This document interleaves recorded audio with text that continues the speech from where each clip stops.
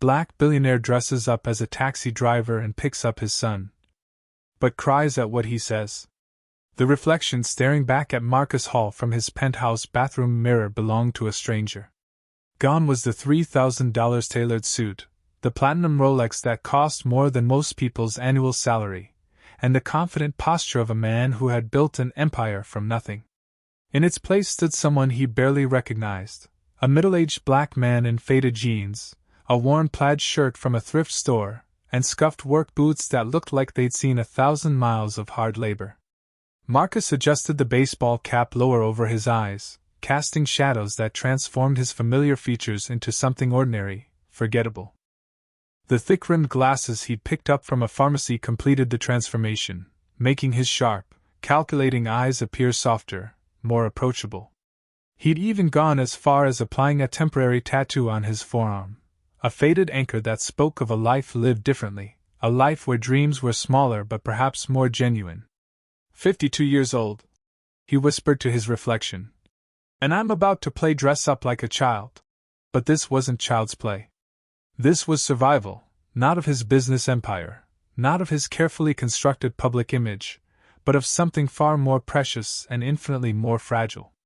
This was about salvaging whatever remained of his relationship with his son before it crumbled completely into the void that success had carved between them. The irony wasn't lost on him. Marcus Hall, the man who could buy and sell companies with a single phone call, who had world leaders on speed dial, who commanded respect in boardrooms across 3 continents, was reduced to this, sneaking into his own child's life like a thief in the night, desperate for scraps of truth that he'd been too blind, too busy, too consumed with building his legacy to notice slipping away. The transformation had taken him 3 hours. 3 hours of methodical preparation that felt more important than any merger, any acquisition, any deal that had made him his billions. He'd studied himself in department store windows, practiced walking differently, less purposeful stride, more of a shuffle that spoke of tired feet and long days. He'd rehearsed his voice, dropping the culture tones that years of media training had given him, reaching back for the cadence of his childhood in Detroit, before the money, before the power, before everything that had supposedly made him successful but had apparently made him a failure as a father. The yellow taxi cab waited in the underground garage of a building he owned but had never personally visited, one of dozens of properties in his portfolio that generated passive income while he slept. He'd purchased the cab 2 weeks ago through a shell company, paying cash to avoid any paper trail that might lead back to Marcus Hall, billionaire. Tonight, he wasn't Marcus Hall. Tonight he was just Mike, a working man trying to make ends meet, driving night shifts to pay bills and support a family.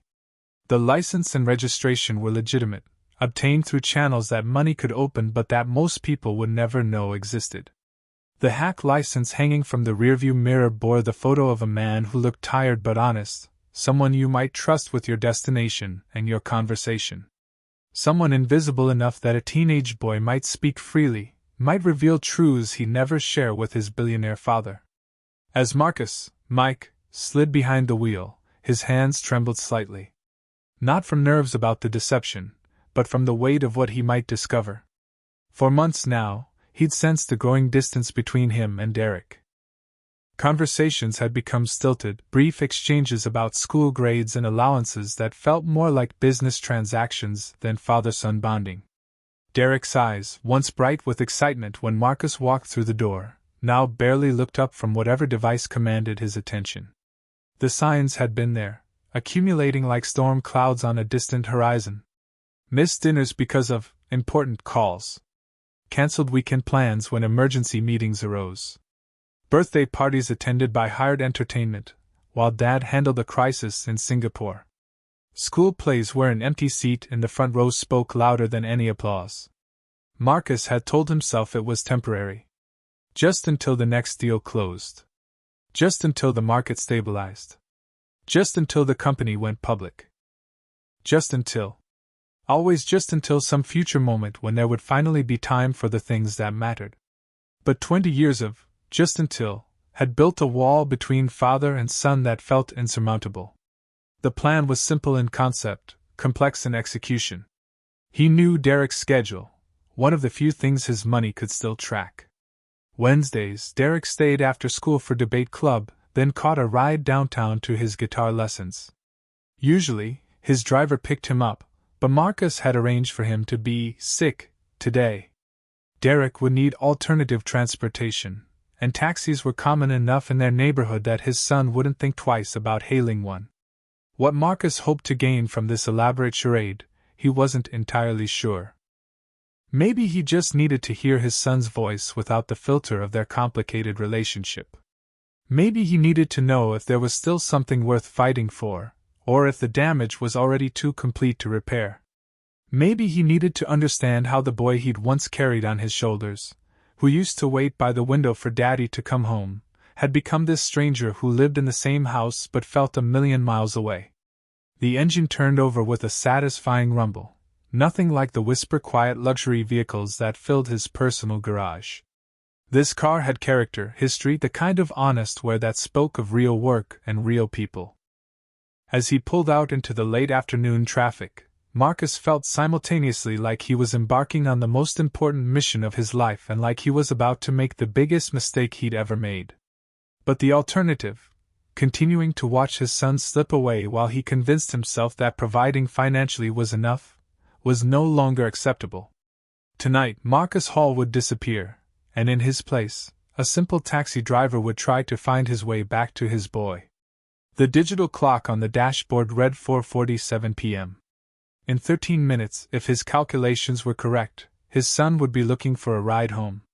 Marcus parked the yellow cab across the street from Westfield Academy, his heart hammering against his ribs like a caged bird desperate for freedom. Through the windshield, he watched the familiar brick building where he'd written tuition checks totaling more than most people's mortgages, but had never actually set foot inside for a parent-teacher conference, a school play, or even a simple pickup. Students poured out of the main entrance in waves of backpacks and teenage chatter.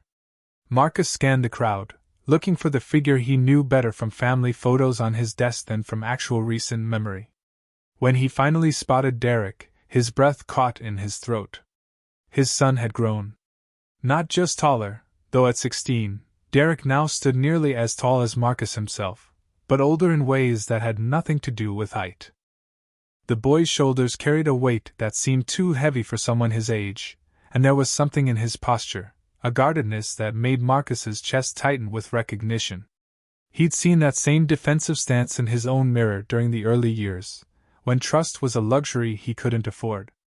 Derek stood apart from the other students, checking his phone with the kind of focused attention that suggested he was avoiding eye contact with his peers. He wore the school's required blazer, but underneath Marcus could see a vintage band t-shirt, probably bought with his allowance since Marcus had no idea what music his son liked anymore. His sneakers were expensive but deliberately scuffed, the kind of calculated casualness that teenagers perfected to fit in without trying too hard. When Derek's usual driver failed to appear after 10 minutes of waiting, Marcus watched his son's expression shift from mild annoyance to resignation. This was his moment. Marcus pulled the cab into the pickup lane, rolling down the passenger window. "Need a ride, young man?" Marcus called out, pitching his voice slightly deeper and adding a hint of the accent he'd worked so hard to lose in business school. Derek looked up from his phone, squinting against the late afternoon sun. For a terrifying moment, Marcus thought he saw recognition flicker across his son's face, but then Derek shrugged and jogged over to the cab.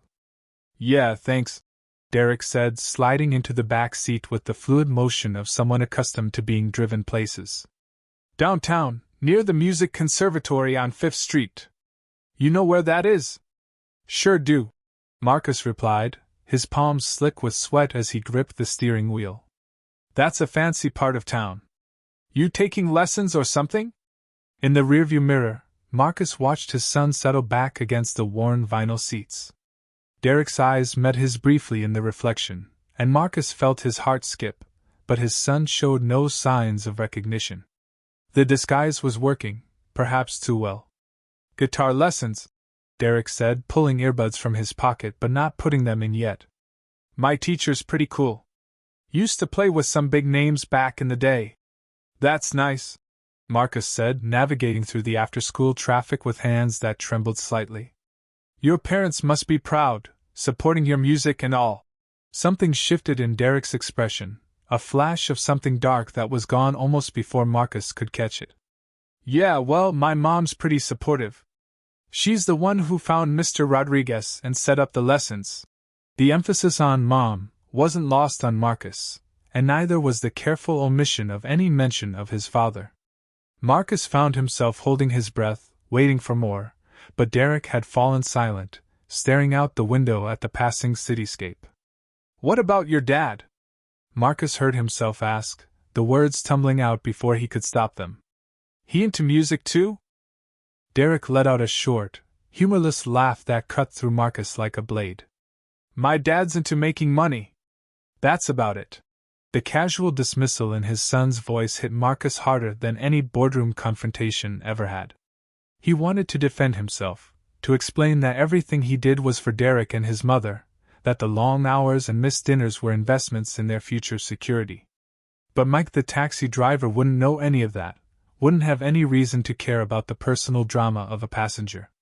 That's rough, man, Marcus managed, surprised by how genuine the sympathy in his voice sounded. Some people get so caught up in work, they forget what's really important. Yeah, Derek said, his voice softer now, more vulnerable. The thing is, I don't think he even knows he's missing anything. Like, he probably thinks paying for my school and my lessons and all that stuff is the same as actually being a dad. Marcus had to blink rapidly to clear the sudden moisture from his eyes. He adjusted the rearview mirror, pretending to check traffic while really stealing another look at his son's face. Derek was staring out the side window now, his reflection ghost-like in the glass. But you wish it was different? Marcus asked quietly. Sometimes, Derek admitted, then seemed to catch himself. Sorry, I don't usually dump on strangers like this. You just seem, I don't know, easy to talk to. No worries, kid. Sometimes it's easier to talk to someone you don't know. No judgment, you know? As they navigated through downtown traffic, Marcus realized this was the longest conversation he'd had with his son in months. And the most honest one in years. The traffic light turned red, and Marcus found himself grateful for the forced pause. His hands were shaking so badly he was afraid Derek might notice, and the silence in the cab had grown heavy with unspoken truths. In the rearview mirror, he watched his son fidget with his phone, opening and closing apps without really looking at them, a nervous habit Marcus recognized because he did the same thing during difficult conference calls. You know what's funny? Derek said suddenly, his voice cutting through the hum of the engine. Well, not funny haha, but like weird funny. What's that? Marcus asked, his throat tight. I've probably had longer conversations with Uber drivers than I have with my dad this whole year. Derek let out another one of those bitter laughs that seemed too mature for a 16-year-old. Like right now, talking to you, this is more real than anything he and I have said to each other in months. The light turned green, but Marcus barely noticed. He pressed the gas automatically, muscle memory taking over while his mind reeled from his son's words. What do you two talk about when you do talk? Marcus heard himself ask, though part of him desperately didn't want to know the answer. School grades. Whether I need money for something. If I clean my room. Derek counted off on his fingers like he was reciting a grocery list.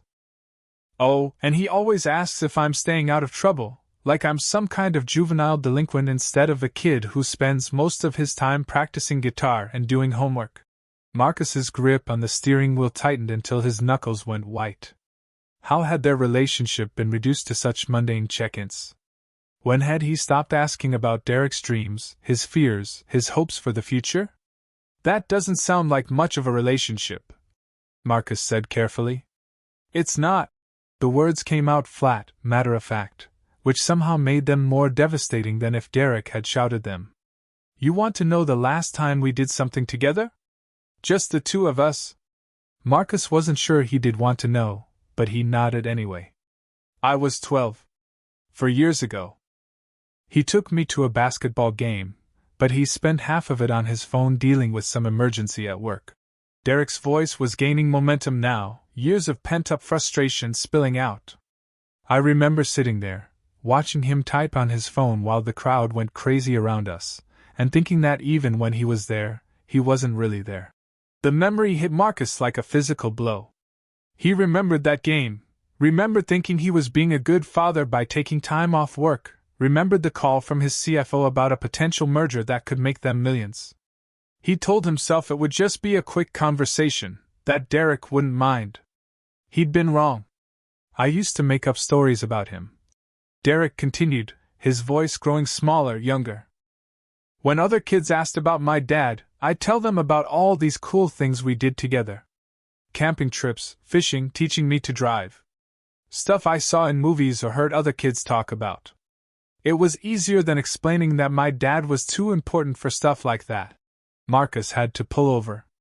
He couldn't trust himself to drive safely with tears blurring his vision. He put on his hazard lights and parked along the curb, pretending to check something on his phone while he fought to compose himself. "You okay?" Derek asked, leaning forward with genuine concern. "Yeah, sorry," Marcus managed, his voice rougher than he intended. That's a heavy thing for a kid to carry." "I'm not a kid anymore," Derek said, but there was something fragile in his voice that suggested otherwise. "You know what the worst part is? Sometimes I wonder if he even loves me, or if I'm just another responsibility on his list. Like paying the electric bill or remembering to get the car serviced." The words hung in the air like a death sentence. Marcus felt something crack open in his chest, a pain so raw and immediate that he had to bite his lip to keep from crying out. His son, his beautiful, intelligent, talented son, questioned whether his own father loved him. "I'm sure he loves you," Marcus whispered, the words feeling inadequate and desperate. "Maybe," Derek said, but he didn't sound convinced. "But love isn't supposed to feel like an afterthought, is it? It's not supposed to make you feel invisible in your own house." Marcus closed his eyes, remembering all the nights he'd come home to find Derek already asleep, all the mornings he'd left before his son woke up. How many days had passed where they'd lived in the same house but never actually seen each other. "I keep thinking that maybe if I was different, smarter, more athletic, more interested in business, maybe then he'd want to spend time with me," Derek continued, his voice cracking slightly. "But I'm just me. And apparently, that's not enough." "Don't say that," Marcus said, turning around to face his son directly for the first time during the ride. "Don't ever think you're not enough." The intensity in his voice must have surprised Derek, because the boy blinked and sat back slightly. Marcus realized he was on the verge of blowing his cover, but hearing his son blame himself was more than he could bear. Marcus turned back toward the steering wheel, his hands shaking as he gripped the worn plastic. He put the car back in drive, but his movements felt mechanical, disconnected from the emotional storm raging inside him. Derek's words echoed in his head, "That's not enough," and each repetition felt like another nail being driven into his heart. "Sorry," Derek said from the back seat, his voice small. "I didn't mean to get all weird on you.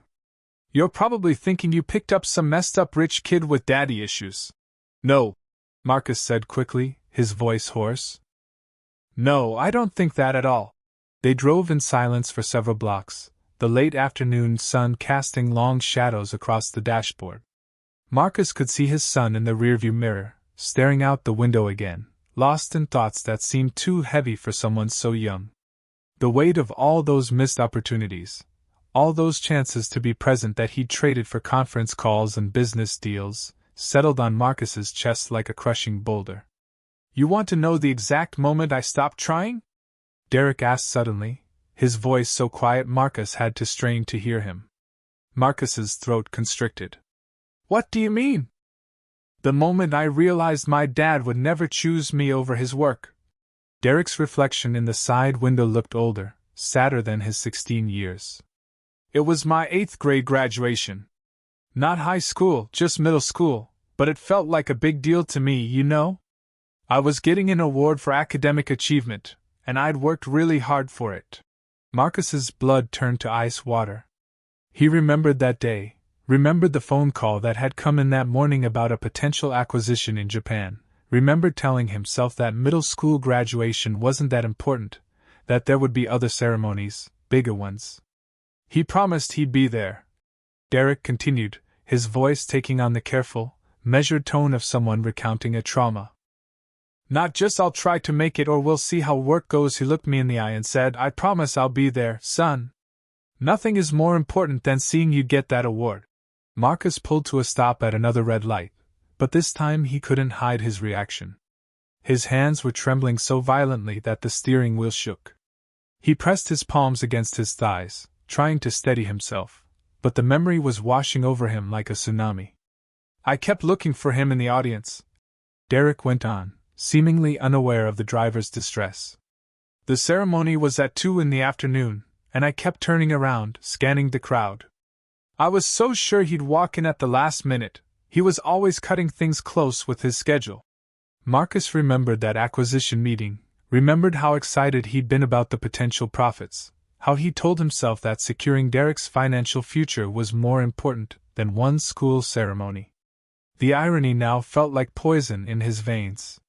When they called my name, I walked up to get the award, and I looked out at all those parents taking pictures and cheering, and my dad's seat was empty.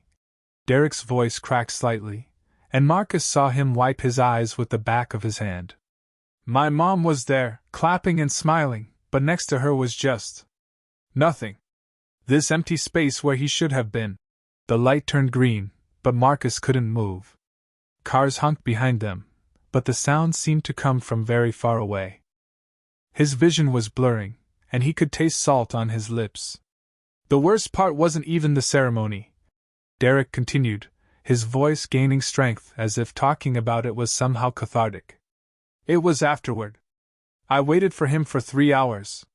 3 hours, sitting on the front steps of the school with my mom, holding this stupid piece of paper that was supposed to mean something. She kept calling him, and I kept making excuses. Maybe he was stuck in traffic, maybe his meeting ran late, maybe his phone died. Marcus managed to pull through the intersection, but he had to grip the steering wheel to keep his hands from shaking completely out of control. His breathing was becoming shallow, labored.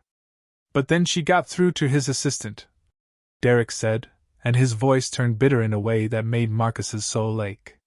And you know what the assistant said? Mr. Hall is in Tokyo. He flew out this morning for an emergency meeting. Tokyo. He was literally on the other side of the world, and I was sitting there like an idiot, convinced he was just running late. A sob escaped Marcus's throat before he could stop it, disguised as a cough, but barely. His son, his beautiful, hopeful 8th-grade son, had waited for him for 3 hours, making excuses, believing in promises that Marcus had broken without a second thought. That's when I knew, Derek said, his voice now steady with the terrible certainty of a child who'd learned too young that love had conditions. That's when I realized that no matter what he said, no matter what he promised, his work would always come first. Money would always come first. And I would always be second. Marcus couldn't breathe. Marcus couldn't see through his tears anymore. The road ahead blurred into streaks of light and shadow, and his chest heaved with the effort of trying to contain sobs that felt like they might tear him apart. He swerved toward the curb, the cab lurching to a stop with a screech of brakes that made Derek lurch forward in the back seat. Hey, are you okay? Derek asked, his voice sharp with concern. Do you need me to call someone? Marcus sat hunched over the steering wheel, his whole body shaking. 18 years. 18 years of his son's life. And he'd missed the moments that mattered most. He'd been so busy building an empire to leave behind that he'd forgotten to build a relationship with the person he was supposedly building it for. I can't, Marcus gasped, the words coming out broken and raw. I can't do this anymore. Do what? Drive? Listen, man, if you're having some kind of medical emergency. No, Marcus said, his voice barely a whisper. I can't pretend anymore. With trembling hands, Marcus reached up and pulled off the baseball cap, his graying hair falling free. Then came the thick-rimmed glasses, which he set on the dashboard with shaking fingers. He turned around in his seat to face his son directly, tears streaming down his cheeks, and watched as recognition dawned in Derek's eyes like a slow-motion explosion. The color drained from Derek's face. His mouth fell open, and for a long moment, no sound came out. When he finally spoke, his voice was barely a whisper. "Dad?" The word hit Marcus like a physical blow. In his son's voice, he heard confusion, betrayal, hurt, and something else, something that might have been hope, but was buried so deep beneath layers of disappointment that it was barely recognizable. "I'm sorry," Marcus choked out, the words inadequate and desperate. "God, Derek, I'm so sorry." Derek pressed himself back against the seat, as if trying to put as much distance as possible between himself and his father. "What? What is this? What are you doing?" "I needed to know," Marcus said, wiping his eyes with the back of his hand but unable to stop the tears from falling. "I needed to hear the truth about what kind of father I've been, and I knew you'd never tell me if you knew it was me. So you disguised yourself? You tricked me?" Derek's voice was rising, a mixture of disbelief and anger. "You made me spill my guts to a stranger, except it wasn't a stranger, it was you?" "Yes," Marcus said, the admission feeling like swallowing glass. "And every word you said. Every single word was true." Derek stared at him, his young face cycling through emotions too complex for someone his age to have to process. "How long have you been planning this?" "Weeks," Marcus admitted. "I bought the cab, got the license, practiced. I thought if I could just understand what I'd done wrong, maybe I could fix it." "Fix it?" Derek's voice cracked.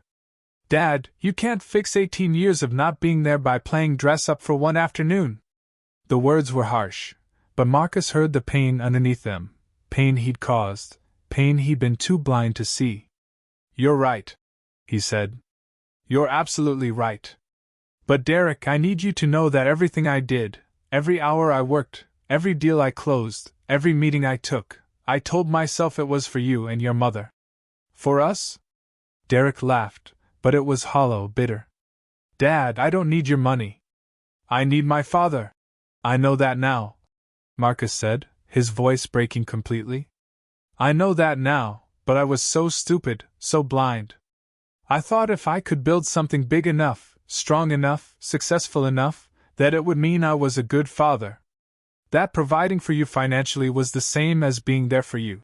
Marcus pulled off the fake tattoo on his forearm, peeling away the last piece of his disguise. "I convinced myself that missing your graduation was a sacrifice I was making for your future. That working late was an investment in your security. That every broken promise was building towards something that would make up for all of it. But it didn't," Derek said quietly. "No," Marcus whispered. "It didn't. It just built a wall between us, and I was too proud, too scared, too convinced I was right to see what I was losing." They sat in the cab in silence for a moment, father and son separated by 18 years of missed connections and misplaced priorities.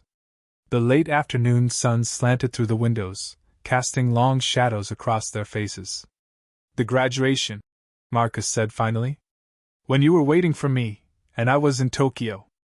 That's when I lost you, isn't it?" Derek nodded, tears now flowing freely down his cheeks. "That's when I stopped believing you loved me more than your work." "But I do," Marcus said desperately, reaching toward his son. "Derek, I do love you more than anything. More than the company, more than the money, more than any of it. I forgot how to show it." Derek pulled his hands away when Marcus reached for him, but the movement wasn't angry. It was protective, cautious, like someone who'd been burned too many times to trust the flame again, no matter how warm it promised to be. "Don't," Derek said quietly, his voice steady despite the tears on his cheeks.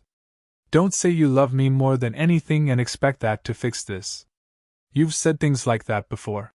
Marcus's hand fell back to his side, the rejection hitting him like a slap, but he forced himself to listen. His son was right. How many times had he made promises he hadn't kept, declarations he hadn't backed up with action? "I know," Marcus said, his voice hoarse. "I know I've said things before and then I didn't follow through. The camping trip you promised when I was 10, Derek said, counting on his fingers. The father-son golf weekend when I was 12. Teaching me to drive, you said we'd do that when I turned 15, but my driving instructor taught me instead. His voice remained remarkably calm, like he was reading from a ledger of disappointments. You say a lot of things, Dad. But saying them and doing them are different. Marcus felt each example like a punch to the gut. He remembered making those promises, remembered meaning them in the moment, remembered how something always seemed to come up, always something more urgent, more important, more pressing than spending time with his son. You're right, Marcus said. You're absolutely right to not trust me. I haven't earned the right to your forgiveness. Derek studied his father's face through the fading afternoon light filtering through the cab windows. For a moment, Marcus saw the little boy who used to wait by the window for him to come home, and it nearly broke his heart all over again. What I don't understand, Derek said finally, is why now? What changed? Did you suddenly realize you have a son after all these years? Marcus looked down at his hands. Hands that had signed billion-dollar deals but had never taught his son to throw a baseball. Hands that had built an empire but had forgotten how to comfort a child. Your mother has been telling me for years that I was losing you. But I didn't listen. I thought she was being dramatic, thought you were just going through typical teenage phases. Mom tried to get you to see, Derek said, and there was something protective in his voice when he mentioned his mother. She stopped setting places for you at dinner because you never showed up. She stopped telling me when you promised to be somewhere because she knew you'd probably cancel. The weight of his wife's quiet desperation, her attempts to shield their son from further disappointment, settled on Marcus like lead blankets. How many conversations had he dismissed? How many concerned looks had he ignored? Last month, when I walked past your room and heard you on the phone with your guitar teacher, talking about the recital. Marcus paused, remembering the moment that had finally cracked through his self-imposed blindness. You sounded so excited, so proud. And then you said, no, my parents probably won't be able to make it. My dad's always busy with work stuff. Derek's expression softened slightly, perhaps recognizing the memory. You said it so matter-of-factly, Marcus continued. Like it was just a given that I wouldn't be there for something important to you. And I realized that's what I'd become to you, a disappointment so predictable you'd stopped hoping for anything different. They sat in silence for a moment, the weight of years of missed opportunities hanging between them like a bridge neither knew how to cross. I don't know how to be a different kind of father, Marcus admitted, his voice barely above a whisper. I only know how to be the kind my father was, absent, focused on work, convinced that providing was the same as parenting. But I want to learn. If you'll let me. Derek wiped his eyes with his sleeve and looked directly at his father for the first time since the revelation. I don't forgive you, he said, and the words hit Marcus like ice water. Not yet. Maybe not for a long time. Marcus nodded, accepting the verdict he knew he deserved. But, Derek continued, and Marcus felt something flutter in his chest. Hope, fragile and tentative. But I want to believe you can change. I want to believe my dad is still in there somewhere. He is, Marcus said desperately. I promise you he is. Don't promise, Derek said firmly. Just show me. If you want to be my dad, don't buy me things. Don't throw money at this and think it's fixed. Just be here. Actually be here. The simplicity of the request, and the enormity of what it would require, hit Marcus with devastating clarity. Being present. Choosing his son over conference calls. Choosing family dinners over business dinners. Choosing the recital over the merger. The recital, Marcus said suddenly. When is it? Next Friday at 7, Derek said cautiously. I'll be there, Marcus said. Front row. Phone turned off. Derek studied his father's face. You said that about my graduation. This time is different. Prove it. Marcus reached for the door handle. Come on. What? Guitar lesson. You said you had a lesson? I'll drive you there, not as a taxi driver, but as your dad. And then I'll wait for you, and drive you home, and we'll have dinner together. Just you, me, and your mom. Derek hesitated, then slowly nodded. Okay. But Dad? Yeah? This doesn't fix everything. I know, Marcus said, starting the engine. But maybe it's a start. As they pulled back into traffic, Marcus realized that for the first time in years, he wasn't thinking about the stock market, or quarterly projections, or the dozen emails probably waiting in his inbox. He was thinking about being present for his son's guitar lesson, about what they might talk about over dinner, about the long road ahead of rebuilding what his ambition had nearly destroyed. The empire could wait. His son couldn't.